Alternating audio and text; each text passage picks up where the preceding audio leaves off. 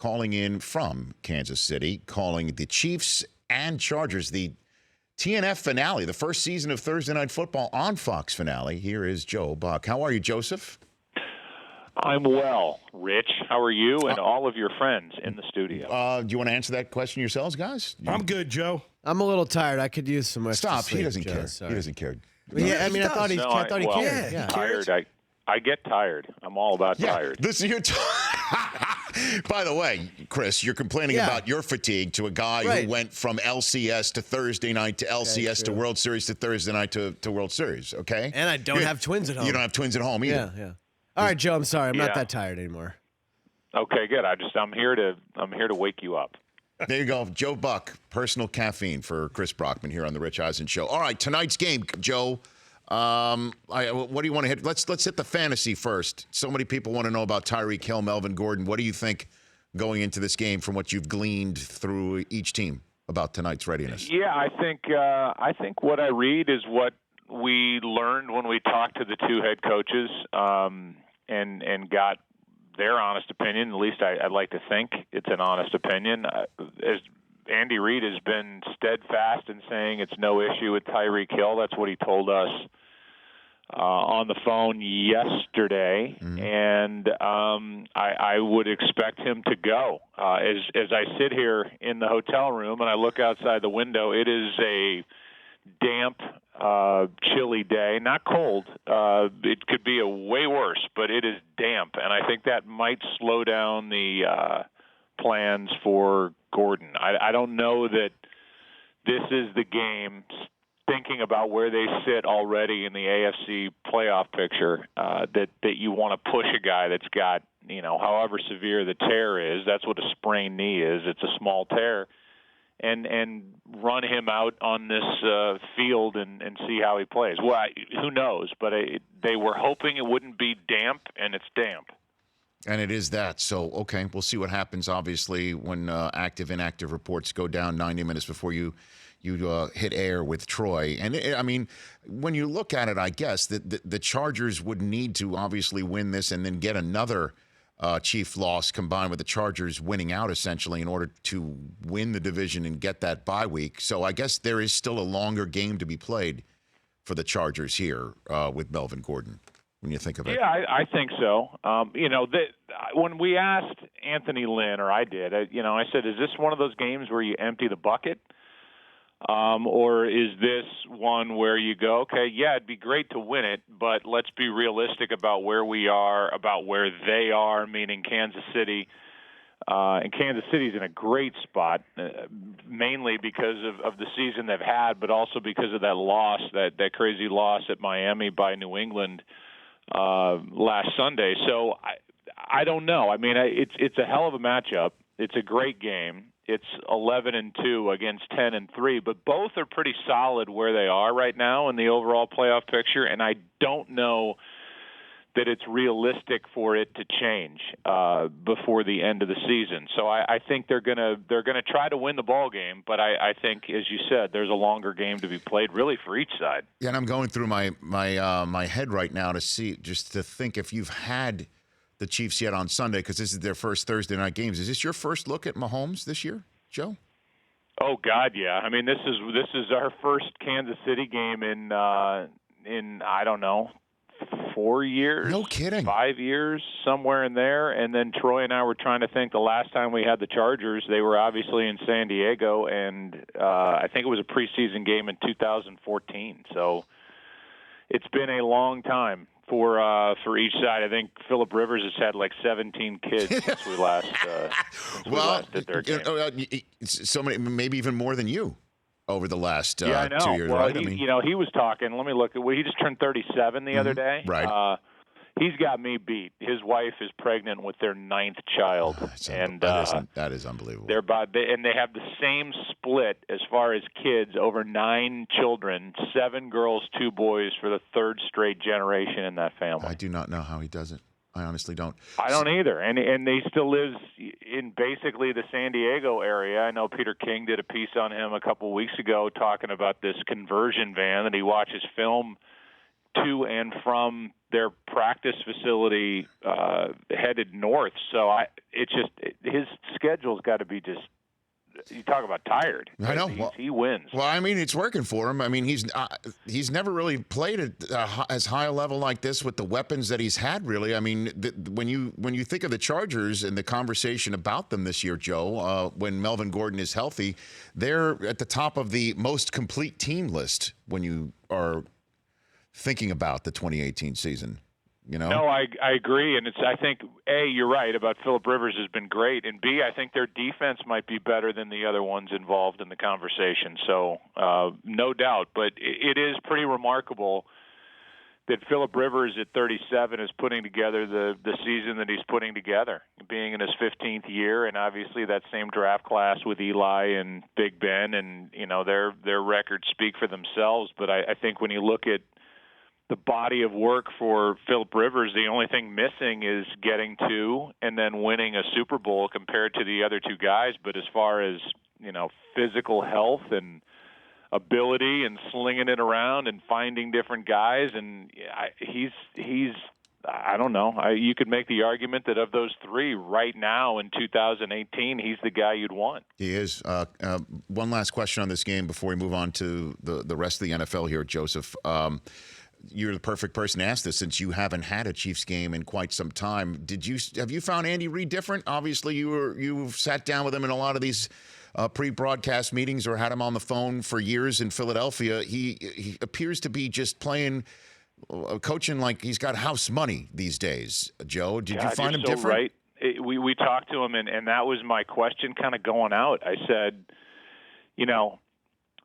because of our travel schedule, we used to sit down with a lot of these head coaches and these players. Now we do a ton of our research and our little meetings on the phone, and players like that better, of course, and so do head coaches, to just pick up the phone instead of coming into a meeting. But I feel like we were with Andy Reid every other week when he was in Philadelphia, and just talking to him on the phone, he was like a different person. He was...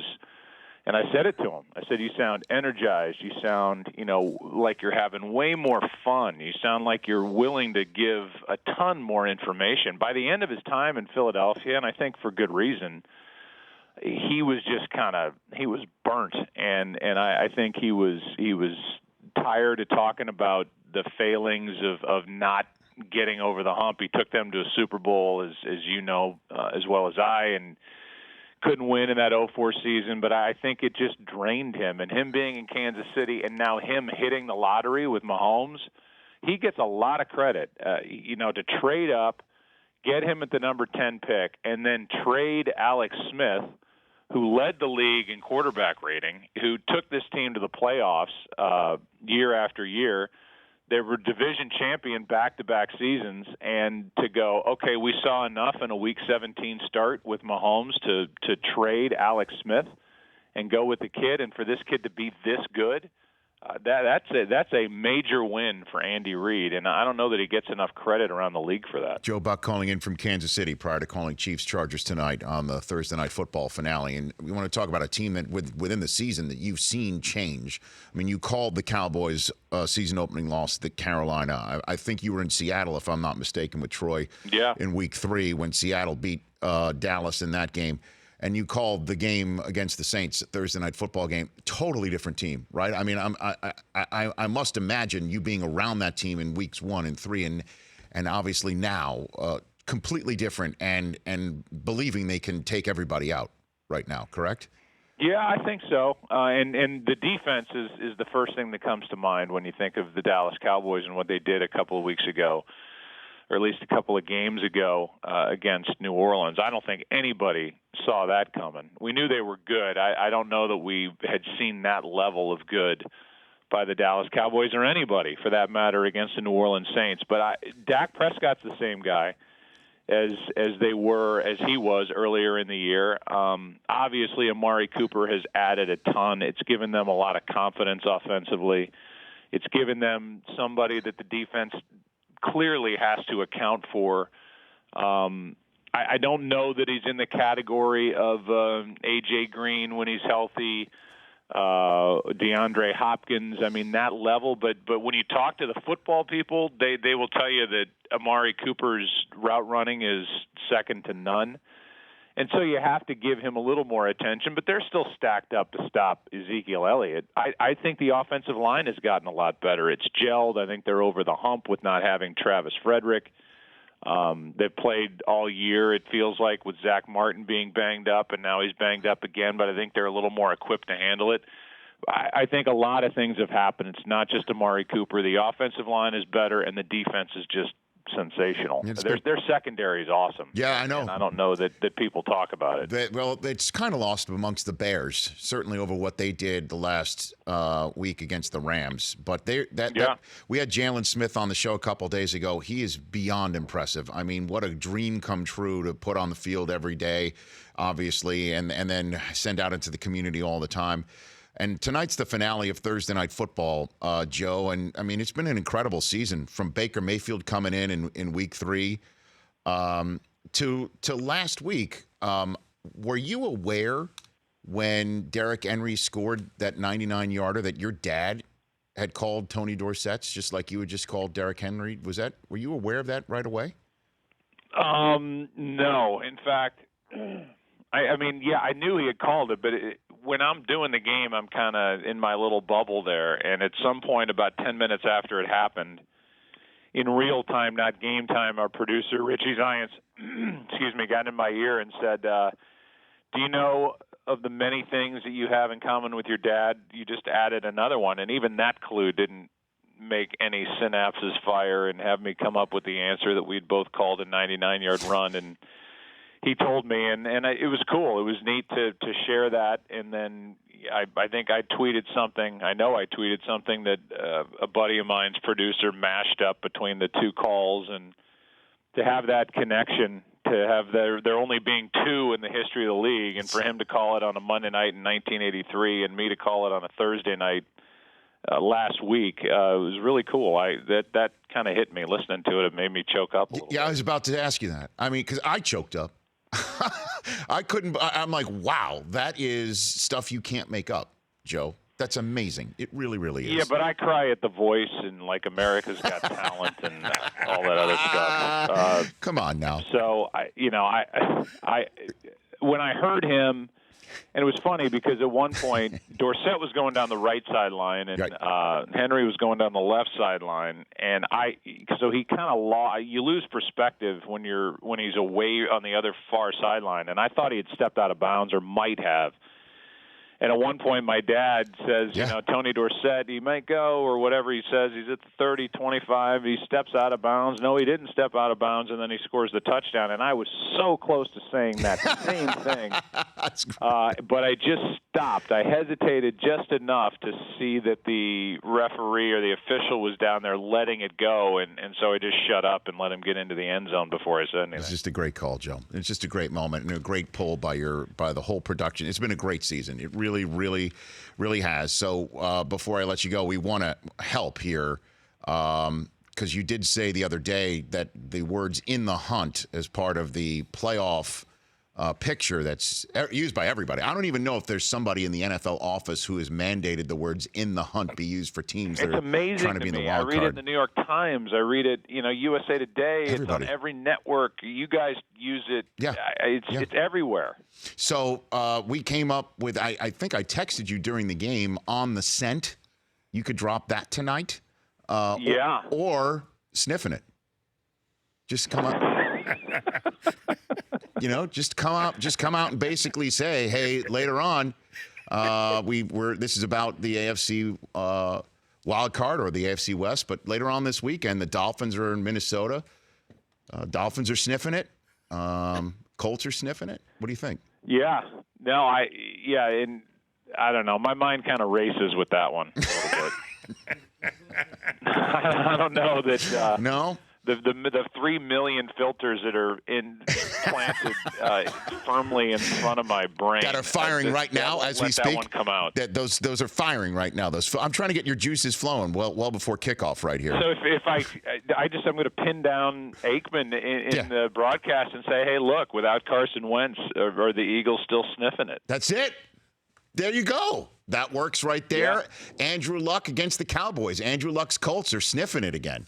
After losing they Jacksonville. Are sniffing it. Miami, yeah, you're right. That's another good sniffing it team. I'm not opposed to it. I'm just saying that in this world, with everybody on heightened alert, I don't know that sniffing it is something that I should probably throw out there. All right, well, we'll workshop it. Maybe I'll text you if we come up with a better one before kickoff. But on the scent or sniffing it. If you give me a better one, I will for sure. Our graphic will not say in the hunt. It will say whatever you give me. Okay. I like it. All right. We've got an hour plus left here. That's a lot of pressure. It's a lot. Wake up, okay? All right. Brockman, Joe's giving us a homework assignment. I'm into it. Thanks again, Joe. Appreciate it. All Look right, forward to guys. it. Take care, See pal. ya. You bet. That's Joe Buck, @Buck on Twitter here on The Rich Eisen Show.